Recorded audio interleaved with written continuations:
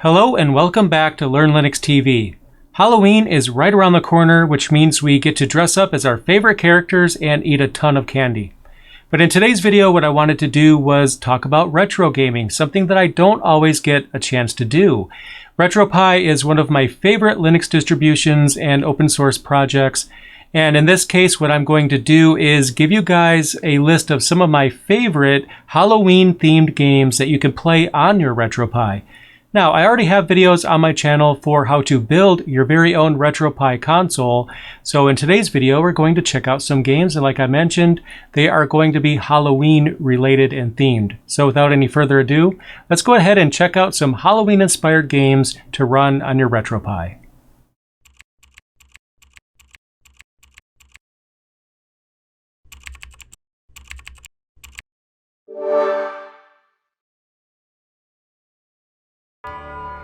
First up, Castlevania Symphony of the Night is one of my favorite games of all time. This is one of those games that I have to beat pretty much every year, and I usually replay it on or around Halloween. It's my favorite game in the entire series. Now, to be fair, you could probably insert just about any Castlevania game into this slot, and it would work out just fine. Castlevania Rondo of Blood is another good one that you should also try. And not just because Symphony of the Night is a direct sequel to Rondo of Blood, it's a really good game and one of the best in the series. Now, Symphony of the Night is quite a different game than most games in the series, and it even birthed a completely new subgenre called Metroidvania, because it does actually have quite a bit in common with the style of Metroid, in that you have an open environment where you are unable to go to certain places until you have whatever item or key is required to open up that area, which makes the entire game quite expansive. And I just love the soundtrack, and I love the fact that the castle is huge and there's all kinds of secrets to find, and this game would last you quite a long time. Now, Rondo of Blood is more akin to the classic Castlevania style, where you are just simply trying to get from one level to the next. There are branching paths and secrets to find in that game as well, but the focus is simply to get through each individual level, which is more kind of like an arcade style of gameplay. No matter which Castlevania game you play though, it'll work out just fine on Halloween, and this series is a staple in my household around this time of the year, so I highly recommend that you at least check out some sort of Castlevania game, especially Symphony of the Night or Rondo of Blood. Super Ghouls and Ghosts is a great game, it's a lot of fun, and it's a perfect game to play around Halloween because it fits the theme quite well. As great as this game is though, I do feel that the scariest part about this game is the difficulty level. It is a bit on the difficult side. As you get used to it and get better at it, you will find yourself getting further and further if you take the time to try to master it. But if you are easily put off by games that are super challenging, then you might not want to play this one. But I do feel that anytime I lose in this game, I don't feel like it's unfair, it's just that it's a difficult game and you have to be ready for just about anything and have quick reactions to what's coming at you. But it is a good game to check out, and I highly recommend it. Friday the 13th is a very interesting game on the NES, and unlike the other games on this list, I don't really care for this game all that much, to be honest, but I had to include it because even though I'm not personally a fan of this game, pretty much everybody in my circle when I was a kid was obsessed with this game, and it does bring back very fond memories of all of my friends playing this game while I was growing up. Now, the scariest part about this game is probably the fact that it's made by LJN, but I'm willing to let that slide because this is one of the few LJN games that actually wasn't all that terrible. The premise for this game was very interesting, especially in the time period, because unlike most NES games where you are simply going from one level to the next, this one sees you as a character in a camp and you're exploring, and there's no rules as far as which direction you are supposed to go. You explore the camp, you look for clues, you can interact with NPCs, and then every now and then, Freddy might come out and you're trying to save the other children in the camp.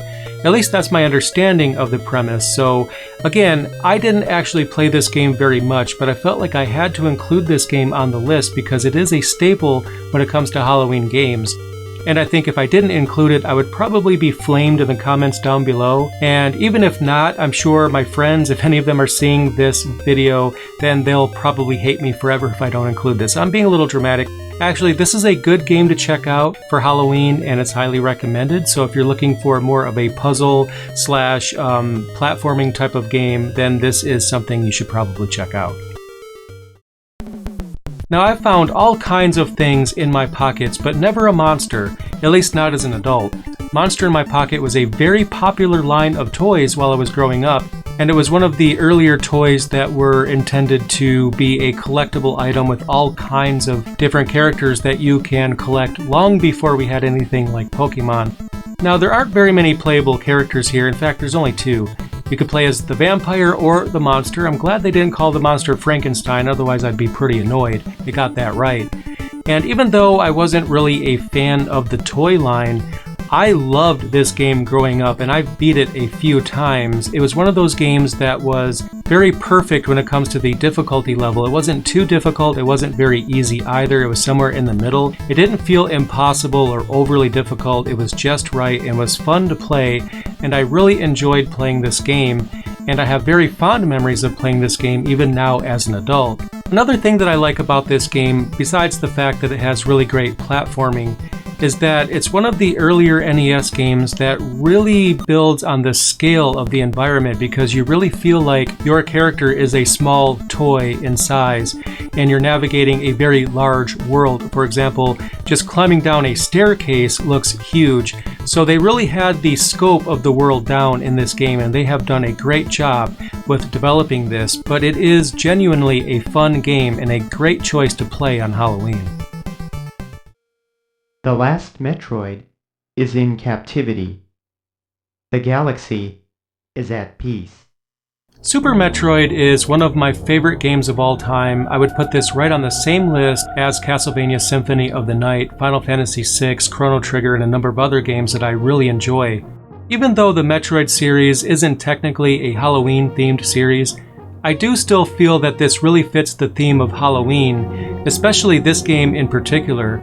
And one of the things that I think is really awesome about Super Metroid is that the narrative is amazing. It's actually a very simple game without much of a story. And the reason why I think that's a good thing is because the environment tells the story. You do get a bit of backstory at the very beginning of the game to kind of set up the storyline, but the majority of the game actually has no dialogue whatsoever. There's no other characters to interact with. You're simply exploring an alien world by yourself, and the world itself and the lore in the world itself is explained by what you see and what you hear, which really sets the stage for a spooky game and really makes you feel like you are alone in a mysterious alien world.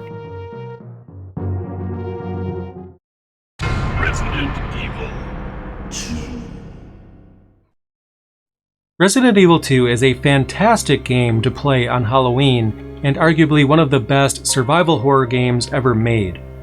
Of all the Resident Evil games, I feel like this is my #1 favorite, and I really do prefer the original on the PlayStation 1. As you play this game, you will assume either the role of Leon or Claire, and each character has their own variation to the gameplay and the storyline, and it really sets the stage for a spooky environment. You never know what's going to jump out at you, and you are trying to survive against all kinds of zombies and creatures that stand in your way. The majority of the game takes place in the police station, but despite that, the storyline and the world that is set up still makes you feel like the scale is large and there's a legitimate problem that is happening in the city. It's a big deal. There's zombies everywhere, and it's just plain spooky and a lot of fun. Hold your fire! I'm a human!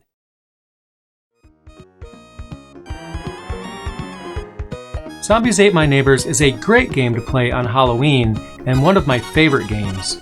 I like the fact that it has single or two-player modes, so you and or a friend can go ahead and try to get through each level in the game, and just see how far you can get.